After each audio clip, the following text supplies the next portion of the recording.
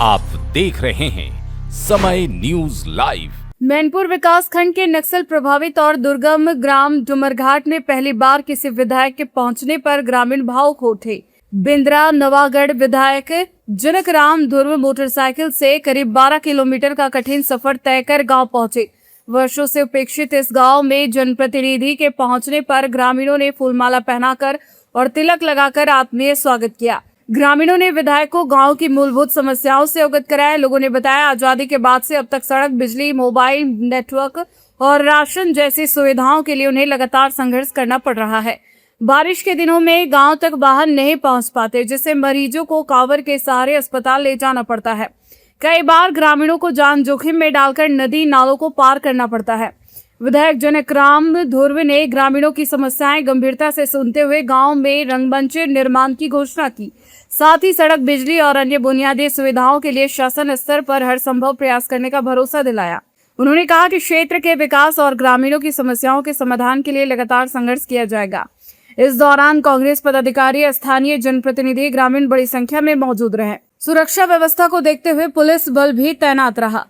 मैनपुर विकास खंड के अंतर्गत जो बोईरगांव पंचायत का श्री ग्राम डुमरघाट है, यहाँ पे पहली बार मुझे आने का अवसर मिला। मैं समझता हूँ मैं पहले जनप्रतिनिधियों का जो यहाँ पे पहुँचा हूँ। निश्चित रूप से मैं कई दिनों से यहाँ आने के बहुत इच्छुक था और आज मुझे प्रशासन ने अनुमति भी दिया और मेरे आने का भी मन बना लिया था कि मेरे को किसी भी हालत में आज जाना है। आज यहाँ के आके देखा तो यहाँ पे देखने को यह मिल रहा है कि महज 6 किलोमीटर जो कि नेशनल हाईवे 133 से 6 किलोमीटर दूर है और यहाँ पे अगर जनजीवन की बात करो तो किसी प्रकार का यहाँ व्यवस्था नहीं है। बिजली का, पानी का, शिक्षा का, स्वास्थ्य का, यहाँ तक आने जाने की सुविधा नहीं है और काफ़ी कठिनाइयों से यहाँ के लोग कई सालों से आज़ादी के पहले से इस प्रकार की ज़िंदगी जी रहे हैं। मैं समझता हूँ आपके चैनल के माध्यम से कि त्वरित प्रधानमंत्री रोड से यहाँ के गांव को जोड़ा जाए।